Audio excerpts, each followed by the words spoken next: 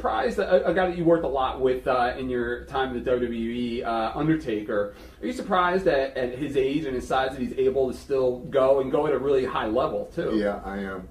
He's a few years younger than me, but I realize too, he goes at a high level, but then he also goes at a really slow level too. He's able to walk around and do nothing. Not say not do nothing, but pace himself. But yeah, I mean, for that guy to and I've seen the bruises on him from dropping that elbow off the top rope, and him do it night after night after night after night. It's just, and his whole leg's a solid bruise. It's just a testimony of how hard, what pain level he would go through to succeed. Yeah. As a guy that works incredibly hard on your physique and your body, what do you think nowadays of WWE having this whole steroid policy involved, where yet you have all the guys that they push on TV that have the big bodies, and yet they have this, it's almost like a double-edged sword, it seems. I'm really not familiar with it. I'm only hearing this story through some wrestling fans, and I'll just give you an example. I heard Kurt Angle was fingered out for whatever reason, either, and I just assumed either he had, said the wrong thing or done something, and they targeted him out for that. But yet then, you know as well as I do, this thing that just came out with the story in Sports Illustrated about all those guys getting busted. Yeah, it was Edge was one of them. Shane Helms and Angle, I think, was Kurt Angle involved. was in it, and that other guy. There was somebody else in it. Orton. Right. And now this is what they're retract. This is WWE's statement afterwards. Said, as long as these guys are under doctor's supervision, we have no problem with it. So that tells you, and then, for my opinion, and doesn't mean it's right. This isn't the NFL, and if it was, even the NFL, I believe these guys, if they got to do what they got to do to make money, and if it makes their football career last a little longer, and if they want to shorten their life up, that's their business. We're independent contractors, supposedly. I think surely not. We shouldn't go to buildings on cocaine or heroin or things like that. But two, I think steroids have got such a bad rap. They don't really know the good sides of it, and they don't know. If these doctors are prescribing it and monitoring you, they're not going to do that if there's any really bad repercussions. No, they never have targeted really any one death to steroids other than Lyle Alzado, and they can't target that to him.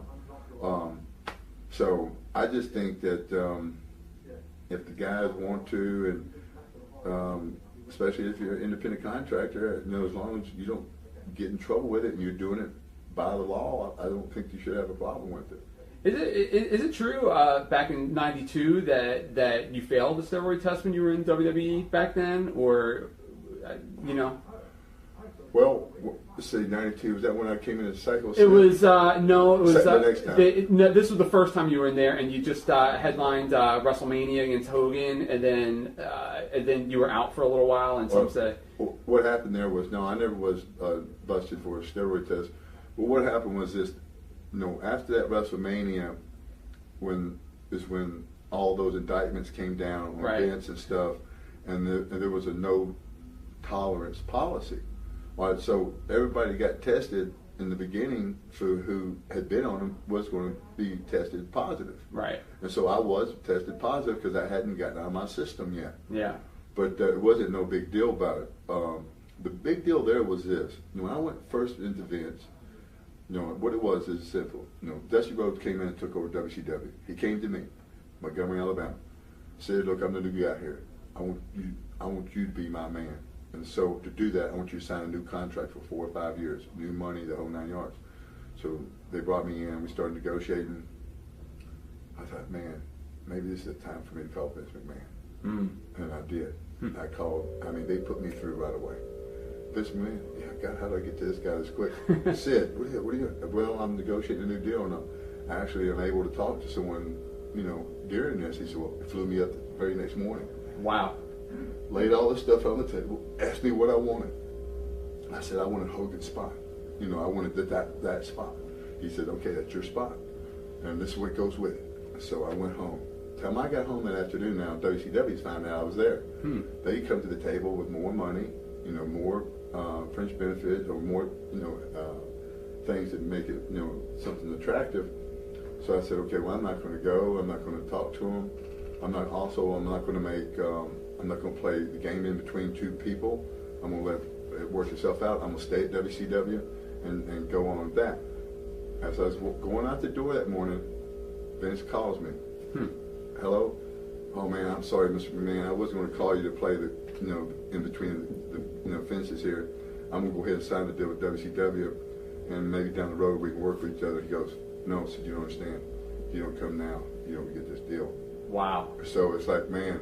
So I went in, told WCW I'm gone, and I walked out. Now, that's what happened with me in the WWF the first time. Now, you had a series of matches with your buddy Kevin Nash when you came into WCW. What do you remember back about the series of matches you had with him? Kevin is he's a real relaxed person, no pressures.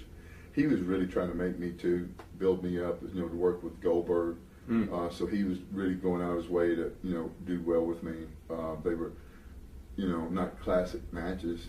You know what I mean? Yeah. They weren't, and I don't really remember working with him only in a scene. I can't remember where it was, but it was like it was a really hard crowd. We never really worked, and if we were scheduled to work somehow or another, he changed around when we were tagging together.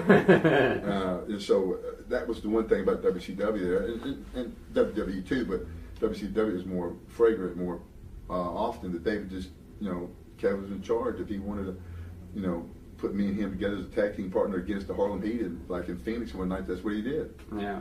Just as a student of the game and being in the business for as long as you have, do you think that's one of the main things that changed the tide of the wrestling? More and more people tuning into Raw, because WCW would advertise these main events, and then they would either get 60 seconds or they would never get the match they were advertising and expecting to see.